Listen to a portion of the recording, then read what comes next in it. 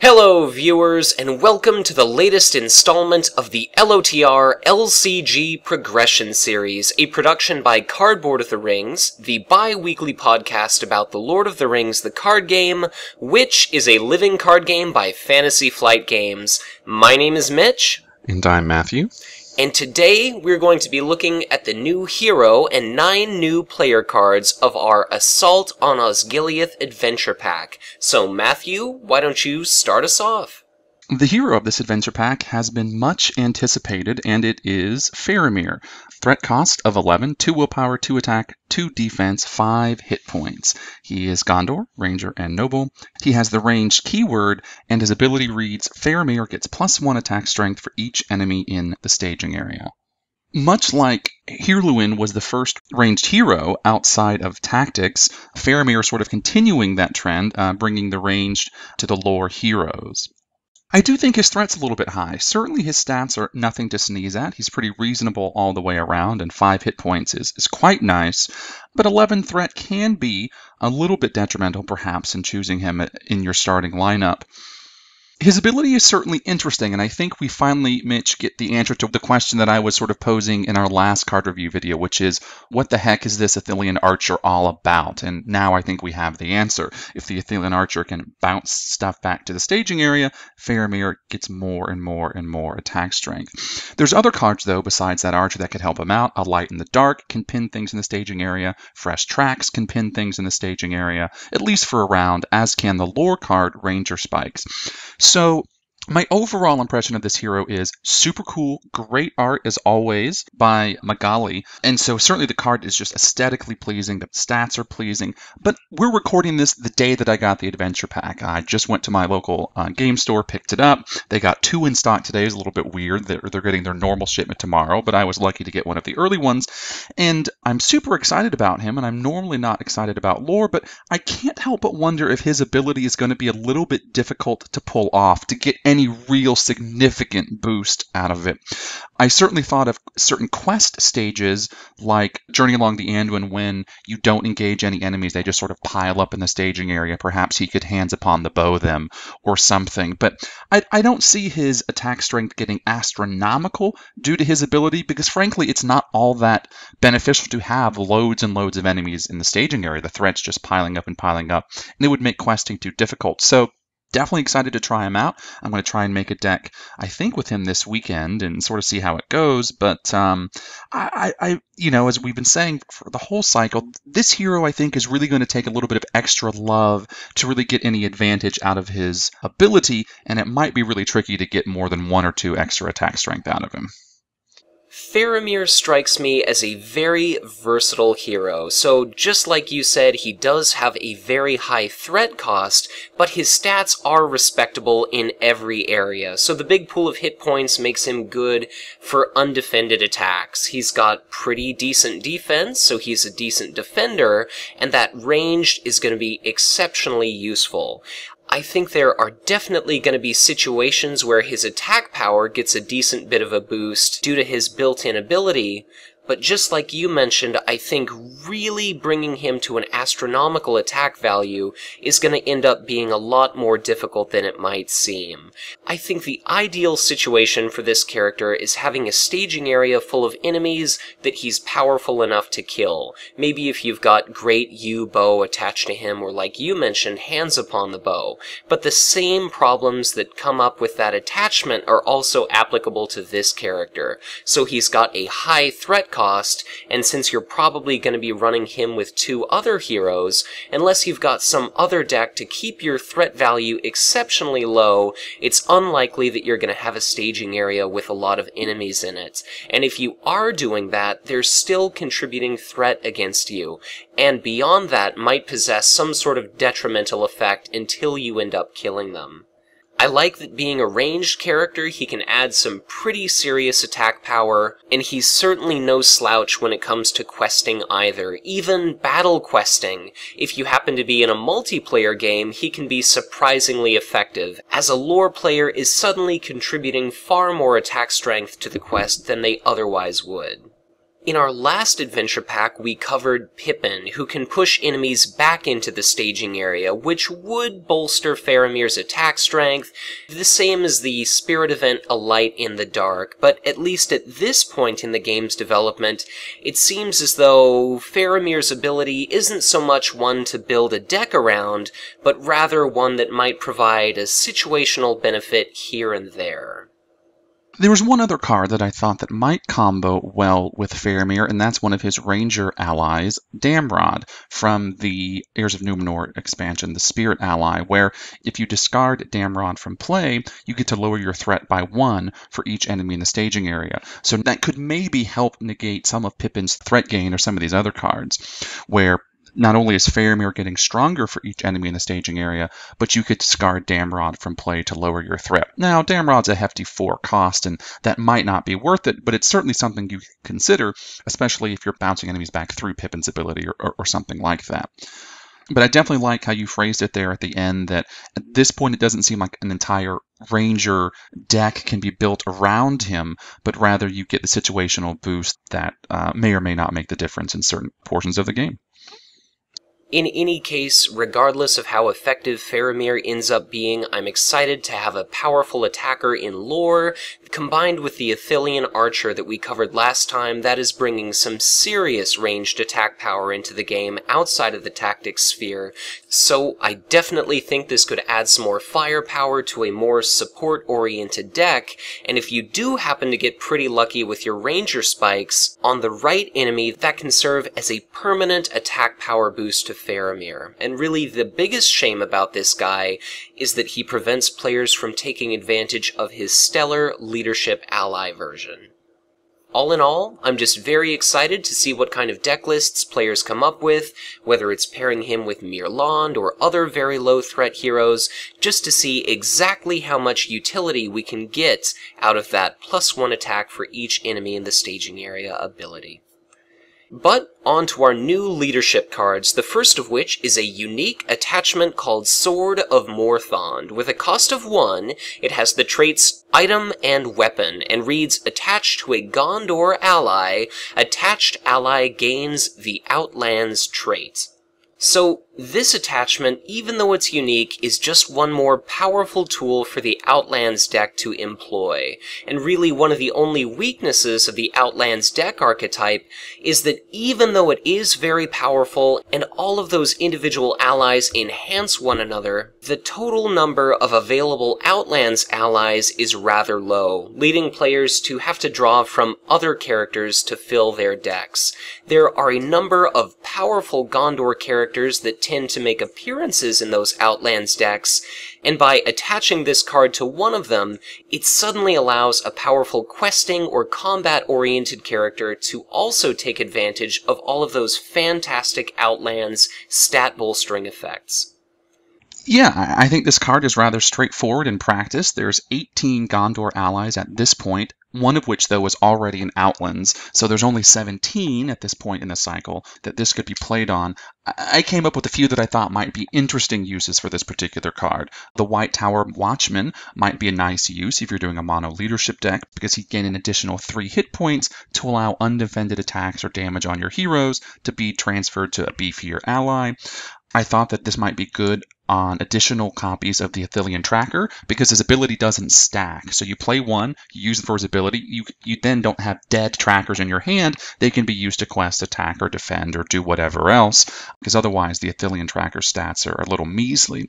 And then finally, I only picked 3. I thought that the Gondorian Spearman could be made a little bit less fragile if he had this card on him. You could bump up his defense a little bit more, so he's not just, in essence, a chump blocker that does 1 damage.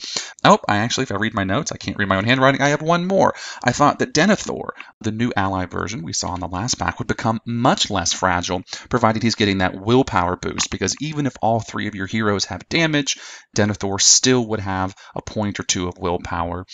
And then finally, I think this was a nice attachment for Forlong in the sense that if you're missing one of the spheres that you need to trigger Forlong's ability, you can slap this on a non-Outlands character of that sphere to make them Outlands, thus triggering Forlong. So yeah, I mean, again, we, if you've been listening to our card reviews, you know what I think of Outlands, but if you're going to play them, it almost seems like every card that comes out is almost an auto-include, and I think for the cost, this really can't be beat. It's quite cheap, and it's really going to make some already pretty good Gondor allies quite stellar.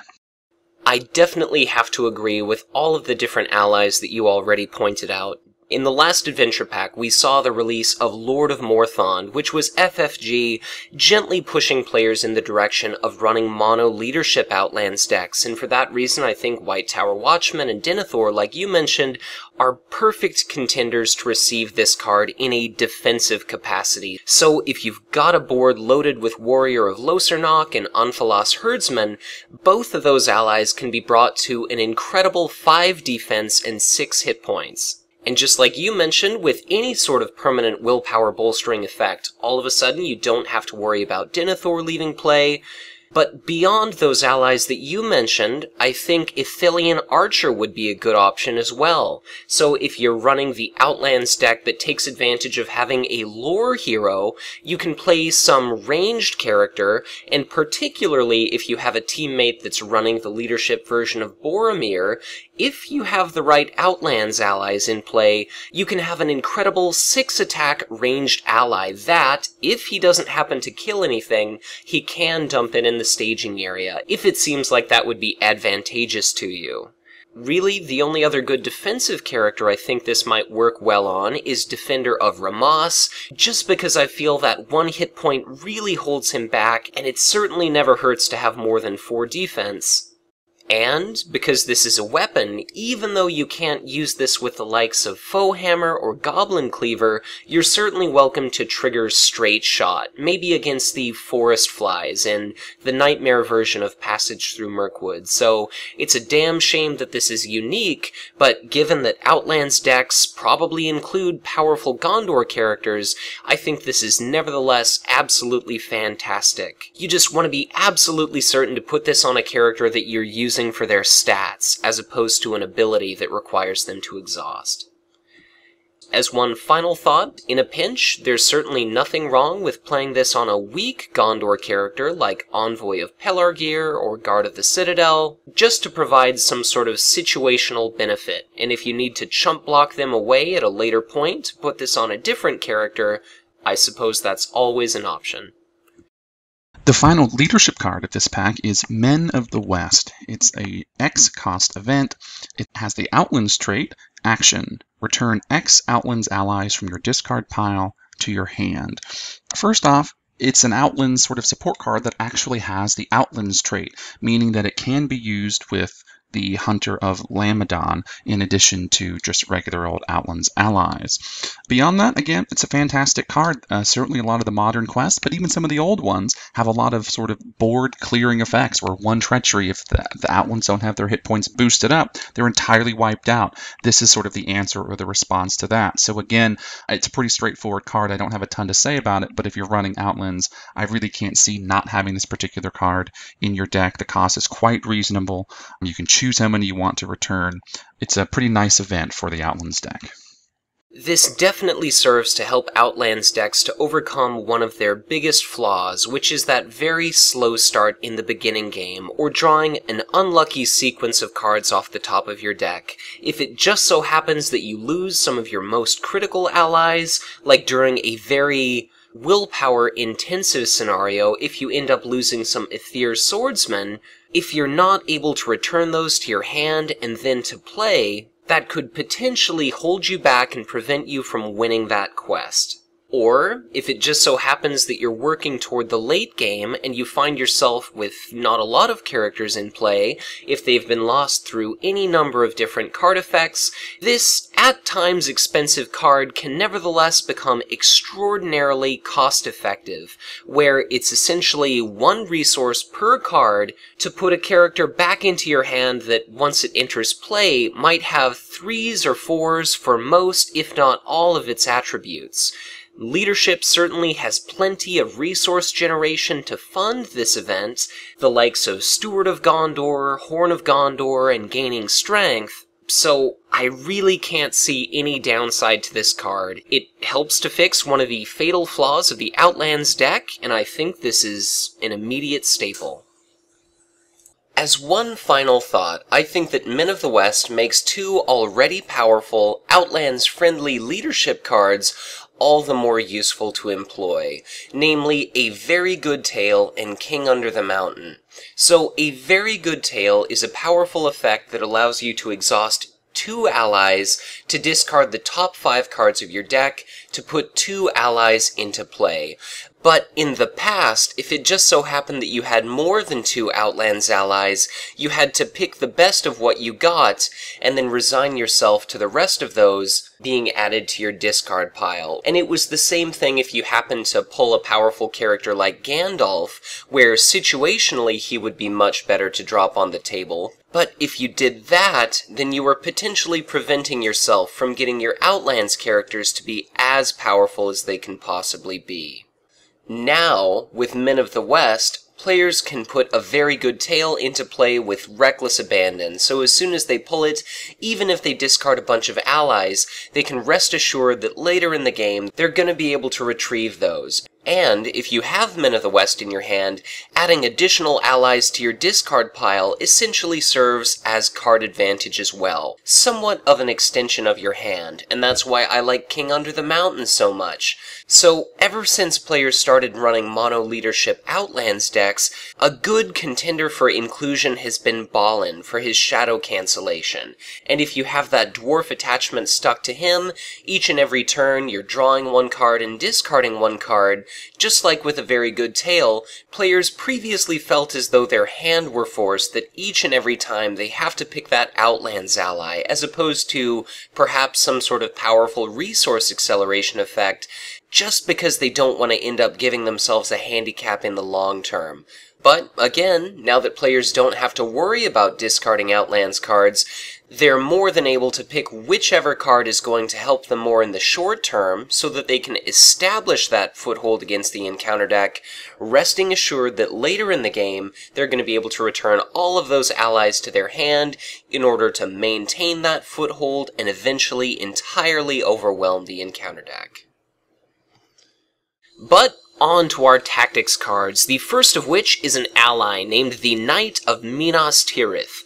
With a cost of 3, 0 willpower, 3 attack, 1 defense, and 3 hit points, it has the traits Gondor and Warrior, and it reads, if each of your heroes has a printed tactics resource icon, Knight of Minas Tirith gains response. After Knight of Minas Tirith enters play, choose an enemy in the staging area. Engage that enemy and exhaust Knight of Minas Tirith to declare it as an attacker and resolve its attack against that enemy.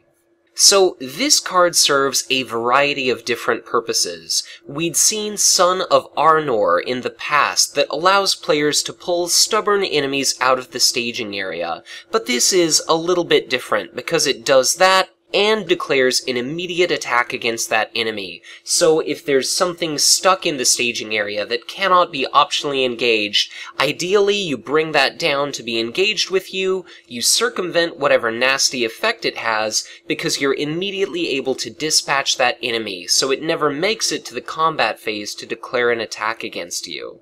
I think this is fantastic to try and deal the finishing blows to maybe wargs or other enemies that return to the staging area via shadow effects, and it makes questing all the easier on a mono tactics deck, just because if you're engaged with that enemy or you kill it outright, then you're not going to have to deal with that additional threat sitting there in the staging area. This is an interesting card. Just based on its stats and traits alone, not thinking about its ability for a second, I thought 3 resources for 3 attack was pretty good. There aren't that many allies and tactics that fit the bill. There's Vassal of the Windlord for 3 attack but 1, but as soon as you attack with it, it goes away.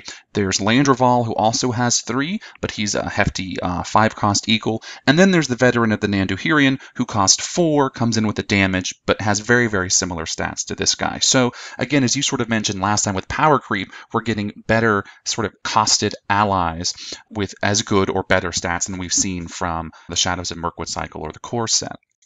I also agree with you that his ability is nice if you can pull things out of the staging area, something like the Goblin Sniper, which normally has a very, very high engagement cost. It's hard to pull them out or something. Although I do think you want to be careful here because some enemies have engagement effects, not just when they attack effects. Some of those annoying enemies from Heirs of Numenor, for example. With that said, 3 isn't that much of an attack. He's really not killing that many things. Certainly, maybe could be the finishing blow, but in this day and age, there are so many enemies with such high defense that he might not kill anything. If the other player is playing Leadership Boromir, this guy would be attacking for 4. But, outside of damaging or killing, that might not even be your purpose. Your purpose simply, as you mentioned, Mitch, could be to pull something out of the staging area, regardless of whether or not you could kill it. Would it be nice if you could kill it? Sure. But otherwise, it could be a way to remove some threat that's been sort of harassing you for a while that you weren't able to otherwise deal with. So his 3 resources or 3 attack, to me, is worth it even in a non-Monosphere Tactics deck. I would probably include him. His response is something that doesn't wow me. I don't love it, but if I'm playing Mono Tactics, it's certainly something that I might hold this guy in my hand, depending on the types of enemies that happen to be in the encounter deck. Really, the only other things I have to say about this guy is that there are a number of tricks that you can do. So, even if his initial attack isn't enough to outright kill an enemy, it might be just enough to wound it to the point where you can take advantage of any number of different tactics' direct damage effects to subsequently kill that enemy during combat, whether it's through Gondorian Spearmen, Spear of the Citadel, or any number of other things. I can think of a couple uses for this card that are extremely situational and unlikely to see play, but I think it's very possible that with your other player, if it just so happens that they're running that leadership version of Boromir, if you really need to get a certain enemy out of the staging area and killed, I suppose it's possible that during the planning phase someone could play 4 Gondor, all characters get +1 attack until the end of the phase, then you play this guy, he attacks for 5 or more and kills that enemy, and just like what we mentioned with Son of Arnor, if you pull an enemy down to you during the planning phase, that certainly allows another player the opportunity to play Forest Snare without ever having to suffer an enemy attack. So, just like you said, I think we're certainly getting a lot for those 3 resources, and I'm sure we'll see this character making an appearance in our series. Gondor Ii and Fire is our final tactics card of this adventure pack. It's a 0-cost attachment. It has the Gondor trait attached to a Gondor or Dunedain hero. Action: spend 1 resource from attached hero's resource pool to give attached hero +1 attack strength for each resource in its resource pool until the end of the phase, limit once per phase.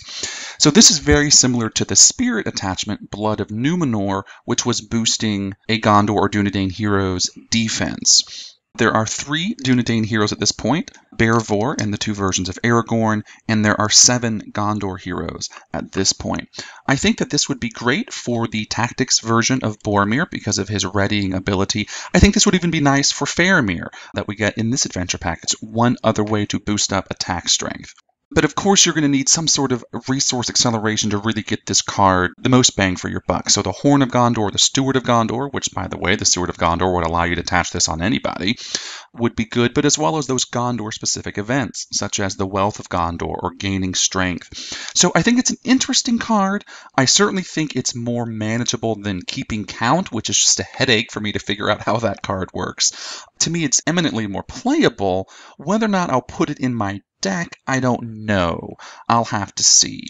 But I certainly can see the power of it. But, tactics tends to be rather strapped for resources. So that's why I mentioned you'd want some sort of effect, whether it's Horn of Gondor or the more consistent Steward of Gondor. But certainly this can be played on any Sphere's hero as long as they're Gondor or Dunedain. And I think you could get quite the bang for your buck with some resource acceleration. There are some things that I really like about this card, and there are some things that I definitely don't care for. So I absolutely love that there is no upper limit or maximum to the amount of attack strength that you can grant to one character using this card. I don't like that it can certainly become a pretty hefty resource investment if you're triggering this round after round, but I see this more as a means to allow players to overcome very few exceptionally hardy enemies or one giant boss-type enemy. I think this is fantastic if you can take advantage of readying effects. Like you mentioned the tactics version of Boromir that we saw in the Dead Marshes. For the cost of one threat, if he's got something like 8 or more attack strength, being able to dispatch multiple gigantic enemies like we're going to end up seeing in the Nightmare version of Conflict at the Carrack could be absolutely fantastic. If you have another player able to provide a ton of resource acceleration for you. Maybe your other player is very heavy leadership, you're very heavy tactics, they have the Glowin resource engine running, and they do a giant parting gifts onto your character. I think this can just be stellar. And the same thing goes with if you have unexpected courage, or other card effects like that can really maximize the amount of benefit you get for that investment of one resource. So, I definitely just think that the key to using this card is it's not something you want to trigger each and every round, it's more of a situational answer to a really big adversary coming off the top of the encounter deck. So, I love that it's free, I like that there are a lot of heroes you can attach this to, and the fact that it's not limited to a tactics character can add a lot of attack strength to a sphere that might otherwise not have access to much of it. So, on to our spirit cards, the first of which is an ally named Peller Shipwright, with a cost of 3, 0 willpower, 1 attack, 1 defense, and 3 hit points. It has the traits Gondor and Craftsman, and reads, Peller Shipwright gets +1 willpower for each hero you control with a printed spirit resource icon.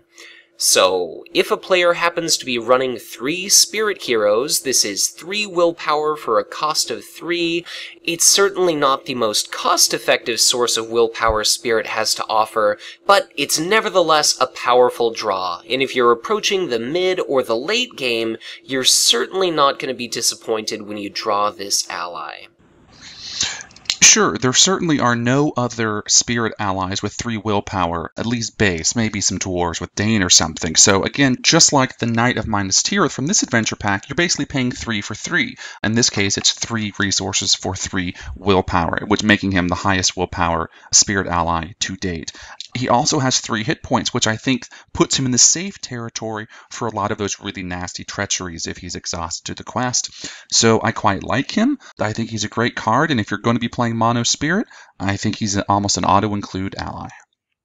I definitely have to agree. With the upcoming Nightmare, A Journey to Rosgobel, when you're going to be exposed to exhaustion once again, whereas the extremely cost-effective Sylvan Refugee is going to be absolutely demolished, this character stays in play. So if you've got healing effects to draw upon, you can keep committing him to the quest in relative safety each and every round. And just like you mentioned the Knight of Minas Tirith, that big pool of hit points and that 1 defense value might end up meaning that this guy has some defense value. So even without employing Against the Shadow, I think it's relatively likely that he can survive 1 attack from a fairly weak enemy. One shame about this guy is even though he has access to the Gondor trait, similar to the Knight of Minas Tirith, if you're running the Peller Shipwright, you're not going to be able to provide any of that powerful Gondor synergy yourself. He's probably a little bit less likely to take advantage of that if another player is providing it for you. But there are certainly going to be situations where you're going to benefit from that, like in our Encounter at Amon Den video, where we suddenly had a dedicated healing Gondor character contributing 2 attack strength and destroying an enemy that otherwise would have remained on the table. So I like this character, being yet another craftsman in the game. I wonder if we're ever going to see anything done with that trait. And if you're running Heavy Spirit, I see absolutely no reason not to include this character. Up next is our final spirit card. It's the 4-cost attachment Map of ER0. It has the trait Record. It must attach to a spirit hero. Reduce the cost to pay the Map of ER0 by 1 for each hero you control with a printed spirit resource icon. Action. Discard Map of ER0 to play any spirit event card in your discard pile as if it were in your hand. Then place that event on the bottom of your deck. So this is identical to the tactics version we saw in the last adventure pack. We'll also be getting a leadership and a lore version of this card in the next 2 adventure packs of the cycle. I think, Mitch, you might have mentioned this in the last video, but I really do think it's worth stressing that one of the drawbacks, more particular, I think, to the Spirit version here than the Tactics version, is this really can't be used to pull back events that are responses. So things like a Test of Will or Hasty Stroke, perhaps the Spirit staple events, cannot be the target of this particular action because they are responses and you don't have an action window between treacheries or cards revealed off the encounter deck in order to use this. So that really is a blow against this particular card, because if it could be used to reuse a Test of Will or a Hasty Stroke, I think this card would be absolutely fantastic, and I would love it, as opposed to hating the Tactics version. With that said, I think there are a few cards that, if I was to use this card, might be targets. The Galadrim's Greeting, Dwarven Tomb, Elrond's Council, and perhaps even the expensive event Light at the Beacon. Those would be my 4 top contenders, I think, for this particular event. So because Spirit has some really nice action events, I thought that this could be better in Spirit than perhaps some other than Tactics. Spirit also has some card draw, so Ancient Mathams, for example. So Spirit can sort of get through its deck a little more quickly than Tactics can, so perhaps those cards at the bottom you'll actually see again. So in large measure, I think my comments are the same as Tactics. It's an interesting card. It's not stellar. You're probably not going to get a lot of uses out of the cards unless it's lore with heavy card draw to really recycle through your deck. But otherwise, I think I like it better than the Tactics version just because of the events that you can pull back with this particular attachment. This card, being so similar to the Book of Eldacar, has all of the same strengths and weaknesses. So under ideal circumstances, you're controlling 3 spirit heroes, which reduces the cost of this attachment to 1, but it still increases the resource investment of whatever event you're playing from your discard pile. So even though you can play one powerful event 3 times, you can use this attachment 3 times, and if it just so happens that you dig through your entire deck, or if you use some sort of effect to shuffle your deck, and then come across 3 copies of that card, you can play an event up to 9 times. I still think players aren't very likely to do that. Just like you mentioned, I do feel that Spirit has better card advantage than Tactics does, so it's more likely to use those events multiple times. And this is certainly a card that we'll have to keep our eye on, so as more Spirit events come out, we'll always have to reconsider, is Map of ER0 suddenly worth playing? Some events that jump out to me as potentially worth considering are Elrond's Council, so it has a built-in cost of 0, and even if you are paying for this attachment, it's something that you can play pretty mindlessly, so there's not a big investment involved, you just boost your willpower a little bit and you drop your threat. There are certainly a number of different willpower increasing effects like Untroubled by Darkness or Astonishing Speed, and if it just so happens that we end up getting a 3rd Spirit Hobbit, Small Target someday might be an excellent choice. There are a number of interesting tricks you can do with this card. Like you mentioned Dwarven Tomb, which kind of extends the usage of this card, so instead of just returning a spirit event to your hand, you're playing this attachment to return a spirit event to your hand, which subsequently returns any spirit card to your hand. I think the most ridiculous thing someone could do with this card is involving Stand and Fight. So, in a 4-player game, it would be possible for the Spirit player to do 3 copies of Aether Swordsman, and 3 other players would also play 3 copies of Aether Swordsman. If all of those allies controlled by the other player ended up dying, you could do 3 Stand and Fights, you could return 3 of those to play under your control, you could do 3 books to do 3 more Stand and Fights, fights, you could put those stand-in fights back in your deck, and then you could end up playing those 3 more times, so that all Outlands characters you control would have plus 12 willpower. So it's certainly extraordinarily unlikely that that would happen, but it's certainly interesting that ridiculous plays like that are now possible in this game. But on to our lore cards, the first of which is an attachment, Ranger Bow. With a cost of 1, it is a weapon, and reads, attached to a Ranger character, restricted. Action. Exhaust Ranger Bow, an attached character, to deal 1 damage to an enemy in the staging area. So, just like expecting mischief, we're starting to see a little bit of direct damage in lore, and a use for all of those ranger characters. This isn't unique, it's very cheap, and even though it doesn't hit very hard, it completely circumvents any defense value, so this could be fantastic to whittle away some big enemy, or opportunistically pick off some high engagement cost, cannot be optionally engaged creature. There are currently 6 ranger heroes in the game, but I don't really think they're great targets for this particular attachment because you have to exhaust the character and the bow. Luckily, there are also 6 ranger allies. To me, the best 2 potentials are the Faramir ally and the Athelian tracker. The Athelian tracker, I think, is a prime target for the same reason that I mentioned he's a good target for the Sword of Morthon, because once you have one on the table, his ability doesn't stack. You can't negate the threat of the next 2 enemies that come off the encounter deck, for example. So one of them can be negating threat. The second one can be sniping enemies every single turn because his stats, again, are pretty meager. He's probably not doing much else. Certainly, I think this card would combo well with Expecting Mischief, like you mentioned, but also Fresh Tracks, or perhaps even the tactics event Hail of Stone, maybe even Dune here, as ways to just be doing a lot of damage into the staging area and perhaps overcoming enemies before you ever have to deal with them.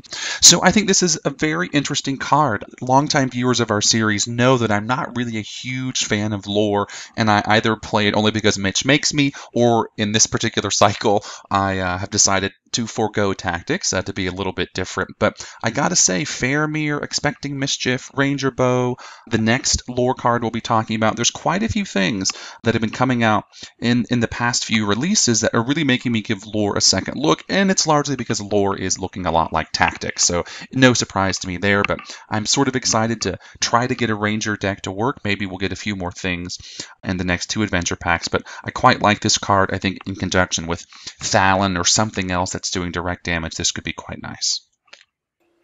This card can potentially be very powerful, but it does have a few built-in drawbacks. So I love that it's not a combat action. So once you see what you've pulled for staging, in between staging and quest resolution, there is that action window you can take advantage of to maybe remove some threat from the staging area, so you're generating even more quest progress than you otherwise would.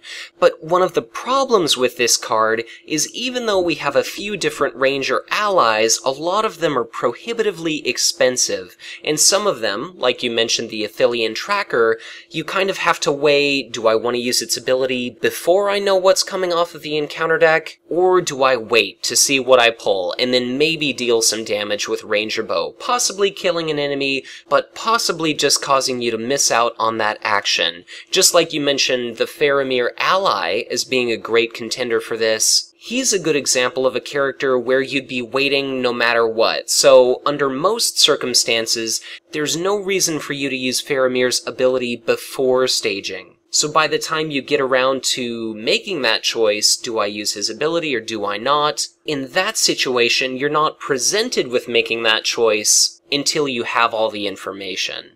If you're playing this on a hero, then similarly, you have to weigh, do I want to commit this character to the quest, or do I want to hold them back, just in case a good opportunity ends up coming off the top of the encounter deck. So, if it's a hero you were intending to use for combat anyway, that's totally fine. And then one other shame about this card is because it requires you to exhaust the attachment. Even if you load up a character with readying effects, you can only use this once per round, per copy of Ranger Bow. I do like that being a lore card, you're likely to have a lot of card advantage, so you are likely to draw multiple copies of this. It certainly is very affordable, even if the individual ranger allies themselves might not be.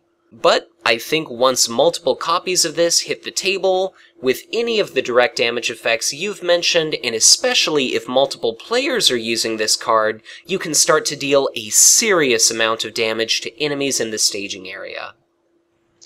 Yeah, I think it's a great card, and just in case I wasn't clear earlier, I was meaning that this would be great for a second copy of Athelian Tracker. I don't think anyone would ever put it on the first copy, unless perhaps they know what's coming off the staging area, but often if you put multiple copies of the Athelian Tracker in your deck because you really want to see him because he has such a great effect, but then the second and third copy, if you ever draw them, like I think I did in Druidan Forest, were dead on arrival and I never played them, even though they only cost 2, because they're not adding all that much, maybe chumping or their puny 1 attack or whatever. So I still think that that's a great contender for this card. You just probably wouldn't put it on the first Athelian Tracker that you draw. But yeah, I wouldn't be surprised if at some point I make a deck that tries to take advantage of this particular bow, and I look forward to seeing it in action.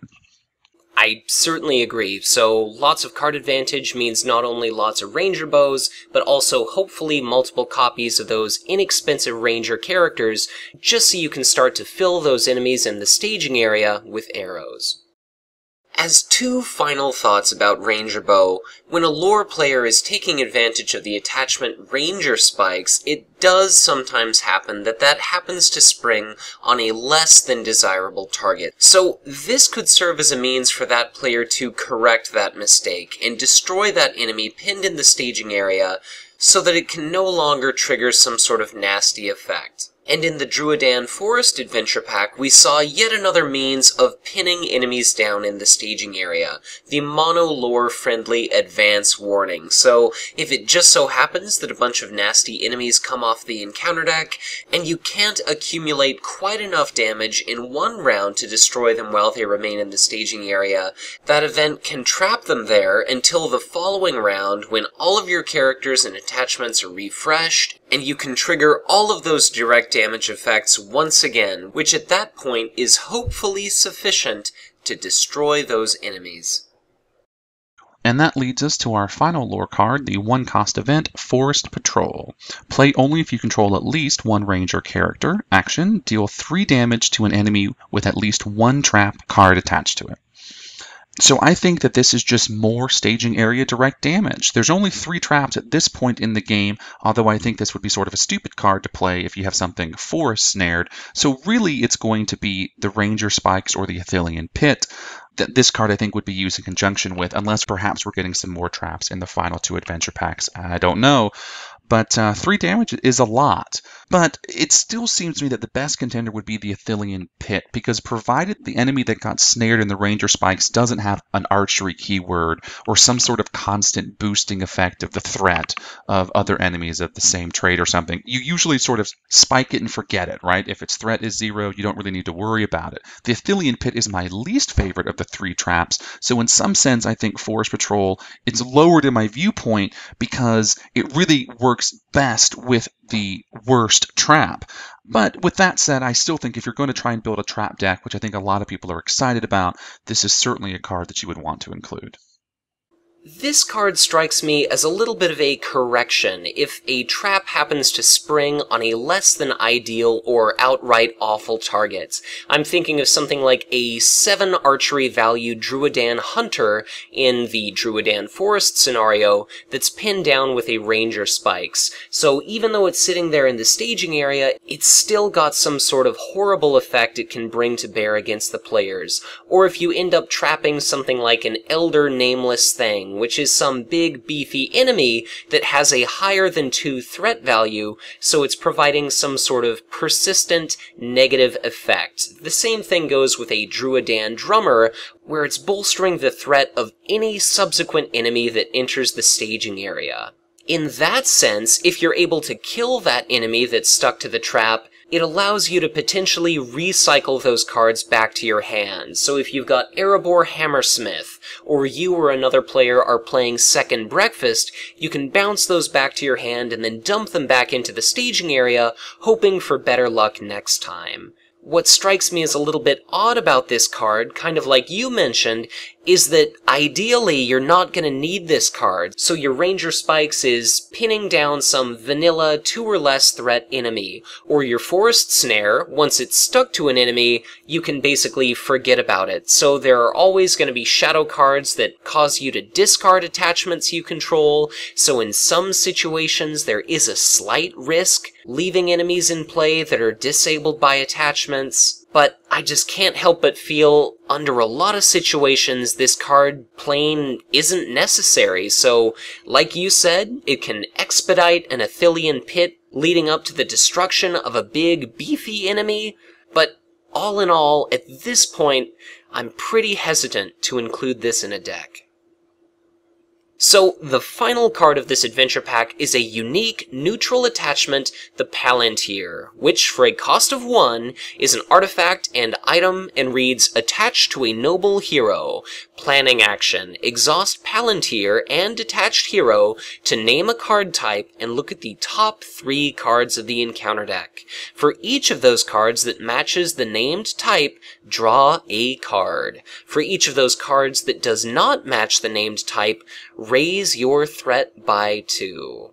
So, this is very cheap, and under ideal circumstances, it allows one player to draw 3 cards and scry the top 3 cards of the encounter deck, with the only penalty being 1 hero, the attached hero, needing to be exhausted. This can provide any deck extremely powerful card advantage, but it definitely comes with a big inherent risk. Right. I think that if you are going to be using this card for card advantage, you might as well play lore. I think it's far too risky because I think it's going to be very rare indeed that you hit all 3.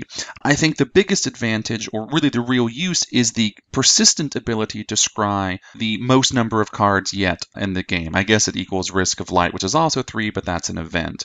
As such, it could potentially combo well with the somewhat puzzling card, the minus Tirith Lampright, which for me is just a cheap spirit chump blocker, but if you can see the top 3 and you know Surge is coming, then you know what's coming after the Surge, at least potentially, unless the Surge is a 3rd card. But I would wager that if you guess a card type and there's only typically 3 types of cards in the encounter deck, that you'll get one of them and you'll probably miss the other 2. And so raising your threat by 4 or even 6 every round is quite a bit. I'm not so sure, unless you're playing Mono Spirit and have quite a bit of threat reduction, that this is just really worth the gain, at least for any persistent sort of use. It also could let you maybe pull off Expecting Mischief. The few times I've played that card, it's always whiffed, but if I've looked at the top 3 cards and I'm doing some card counting like in poker in Vegas, then I'm going to know when an enemy's coming off the top of the encounter deck, and I'll be able to do some damage to it. I definitely have to agree that this card strikes me as way more risky and dangerous than it's worth. So not only do you have to exhaust the attached hero to trigger this effect, but you can increase your threat each round by up to 6 through a player card effect. So beyond what you're dealing with coming off the top of the encounter deck, you yourself can potentially accumulate additional threats at an absolutely alarming rate. For most encounter decks, it's exceptionally uncommon for you to have more than 50% of one encounter card type, so whether it's treachery, objective, location, or enemy, very rarely is over half of the encounter deck the same type. So when you're looking at the top 3 cards, let's say the encounter deck is 50% enemies. You've got a coin flip as to whether you draw a card or you end up raising your threat by 2. And because you can only pick one type of card, once you're looking at 2 cards, you only have a 25% or so chance that they're both going to be the same type, and you draw 2 cards. So at that point, you're already risking gaining some threats.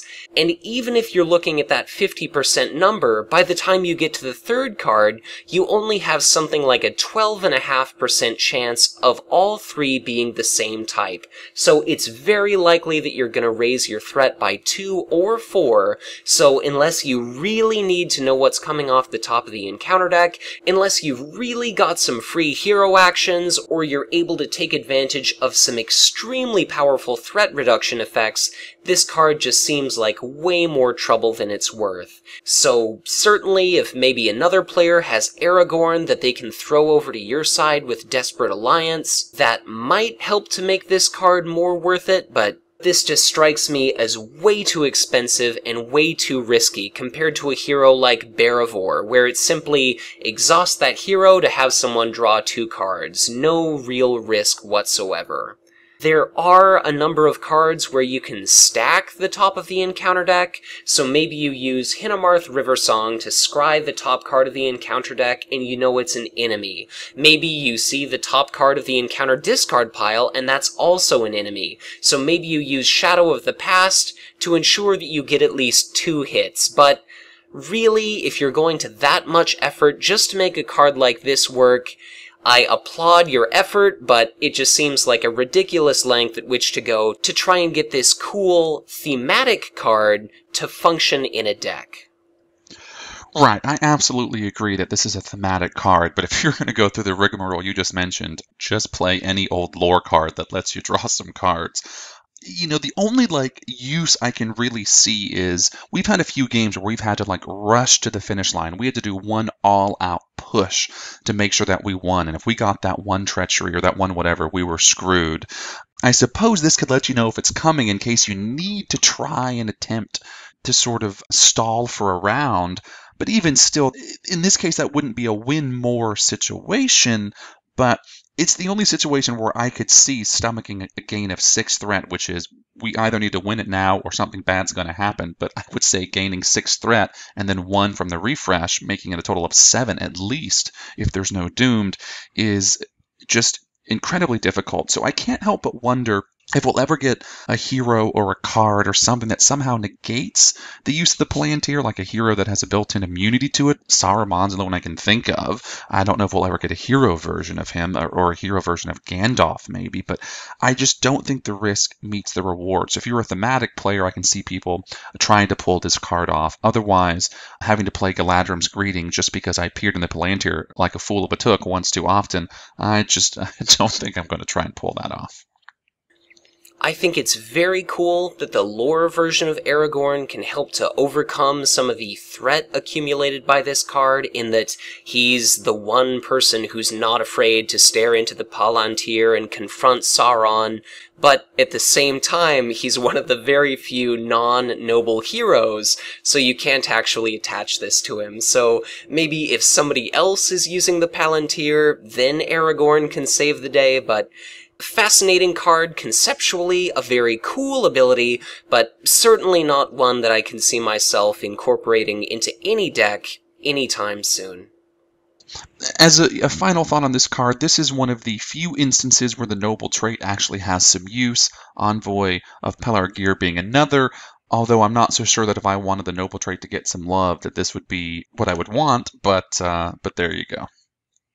Well, while we're on the topic of underdeveloped traits, I think that one final use for the Palantir is to count as yet another artifact attachment stuck to a potentially powerful defensive character. So, if you just so happen to be trying to get the Ring of Barahir functioning, this could provide perhaps Elrond, or the leadership version of Aragorn, or any other noble, powerful defensive character one additional hit point to make them all the more resilient. Well, it looks like we've come to the end of yet another player card review video, so Matthew, any overall opinion about all of these cards? Of course, when have I never? You know, I mentioned in a previous video that the first pack was the Outlands pack. Second pack of this cycle was the Monosphere pack. Then we got the Hobbit pack, oddly enough, in Encounter on Aemon Din, and now I will deem this one the Ranger pack. So in this cycle, there definitely seems to be much more theme or sort of synergy gelling the individual adventure packs together. I will mention, of course, still no Gondor synergy to be seen. I'm pretty much resigned to the fact that the last 2 packs could do it, but only 4 cards to go per sphere. I'm not expecting the Gondor synergy to be on par with the Dwarves or anywhere even remotely close. Just because a card mentions the Gondor trait doesn't make it a synergistic card or a card that gels all of Gondor together. With that said, the cards of this particular pack, I will go ahead and declare this my favorite adventure pack of the first 4 so far released in the cycle, though I don't really think I'm going out on a limb to say that. I'm very excited to use Faramir. While we know that I pretty much loathe Outlands, and I don't think they need any more development, I think if you're going to be making Outlands, the 2 leadership cards are quite nice.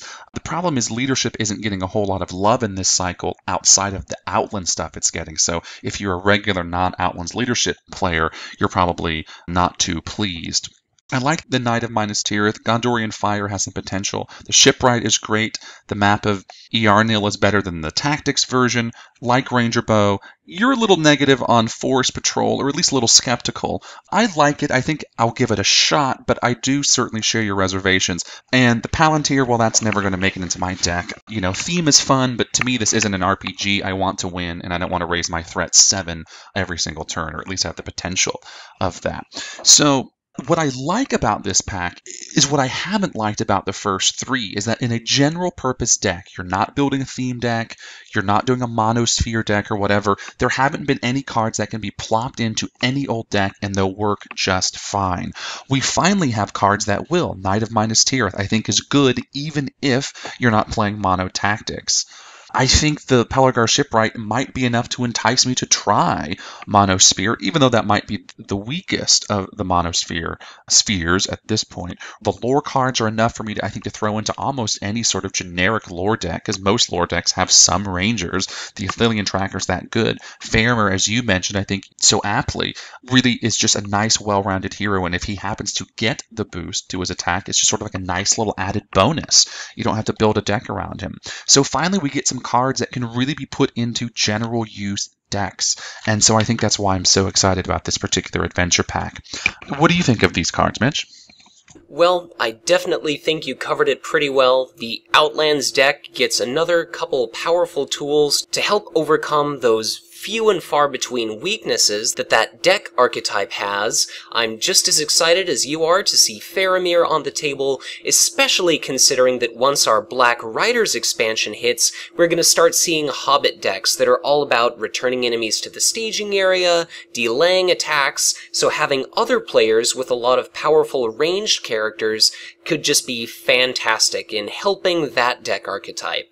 I share your thoughts about Spirit probably being the weakest of the Monosphere decks, but I do like Peller Shipwright. I love characters with a high willpower value, and I'm very excited for the tactics cards in this pack. So I love the idea of pulling an enemy out of the staging area. I love bonus attacks before the enemy gets a chance to hit me, and I'm very excited to see what players can come up with combining Gondor Ii and Fire with the likes of our tactics version of Boromir. So I'm excited to be running Athelian Tracker, Athelian Archer with Ranger Bow. I can't say that I'm too thrilled about Forest Patrol. Our Spirit attachment and our neutral card don't really grab me, but it certainly seems that this adventure pack gives non-Outlands decks a lot more love than we've seen in the last 3. And of course, Outlands itself certainly isn't hurting in the card development department, so I'm excited to give almost all of these a go, and I'm excited for our next episode, which is going to be our playthrough of the Assault on Osgiliath scenario.